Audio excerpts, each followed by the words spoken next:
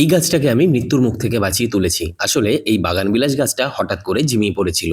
আর বাগানবিলাস গাছে এমন হওয়া মানেই কাণ্ড অথবা গোড়ায় পচন ধরেছে। আর সেই গাছকে বাঁচানোর একটাই উপায়, নতুন করে শিকড় তৈরি করা। প্রথমে নখ দিয়ে খুঁটে কাণ্ডে পচন ধরেছে কিনা দেখে নিতে হবে। যদি কাণ্ড সবুজ থাকে তার মানে গোড়ায় পচন ধরেছে, অর্থাৎ গাছের শিকড় ধীরে ধীরে পচে যাচ্ছে।